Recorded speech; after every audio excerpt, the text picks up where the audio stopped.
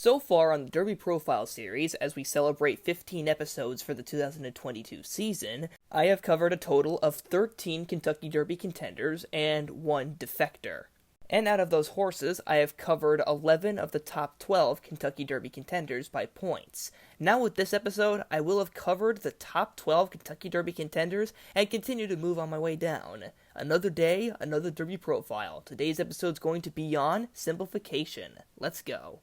First up, as usual, we got the stats, and Simplification is one of the most well-raced horses in this field, with 7 career starts, 3 firsts, 1 second, and 2 thirds, as well as total earnings of $515,350. The way he was able to get all that money was thanks to his major races, which he's had a lot of in just this year alone. He won both the Mucho Macho Man and Fountain of Youth Stakes, and was second in the Holy Bull Stakes, as well as third most recently in the Florida Derby. And the way he was able to do well in those races is actually quite varied. In the Mucho Macho Man Stakes and the Florida Derby, he went right to the lead, being a bold frontrunner, and having mostly decent success. However, in both the Holy Bull and the Fountain of Youth Stakes, partially due to not having a choice, he stalked and was able to win anyway. So Simplification is a versatile horse that can go to the lead, but can also take himself back if need be.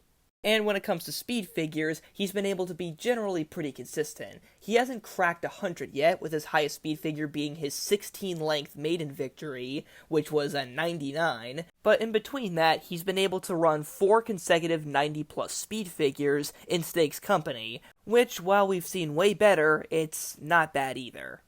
And with all that covered, we can now condense it into the strengths and weaknesses of Simplification.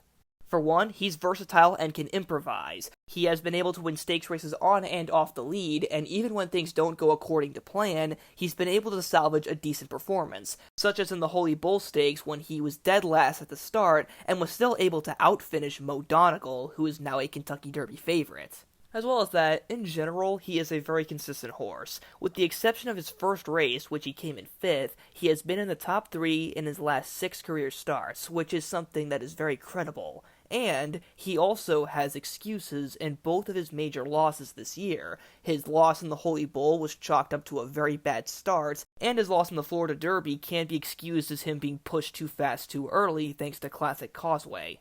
But even with these excuses, Simplification still is not infallible. As some other people have pointed out before me, Antonio Sano, the trainer of Simplification, has gone on this route before, and it was in 2017 with Gunavera. Just like Simplification, he was second in the Holy Bull Stakes, won the Fountain of Youth Stakes, and was third in the Florida Derby, and he ended up finishing 7th in that Kentucky Derby. And, just like this one, the 2017 Kentucky Derby is arguably one of the weakest Kentucky Derbies in recent memory. And this Kentucky Derby is shaping up to be quite similar to that. So you can't make the argument that Simplification is going to be running against easier competition than Gunavera was. Although, if you did want to dispute this, you could say that Simplification is a faster horse with more front-running speed than Gunavera, who always seem to just be coming home late for seconds. But there still are a few things that you can talk about that aren't just Gunavera comparisons, because that's painfully obvious.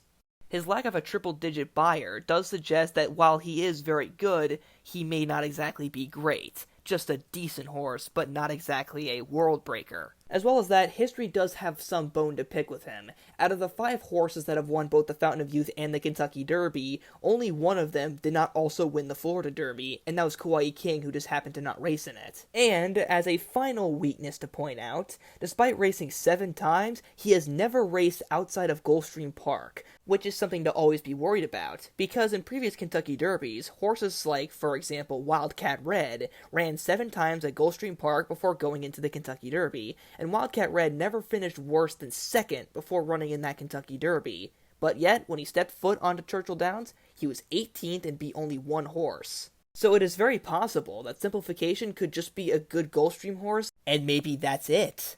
But that's just speculation. We'll have to see on Derby Day. And in general, a lot of the weaknesses that I'm pointing out have a mild piece of superstition to them and not a lot of objective fact. So, take that for what you will. Overall, I would say that Simplification is a very game and consistent horse who has done very well recently, but not perfect. And for that, I will give him a B+ grade. In the meantime, hope you guys enjoyed this episode of Derby Profile. Comment on other horses I should cover in future episodes, and see you guys next time.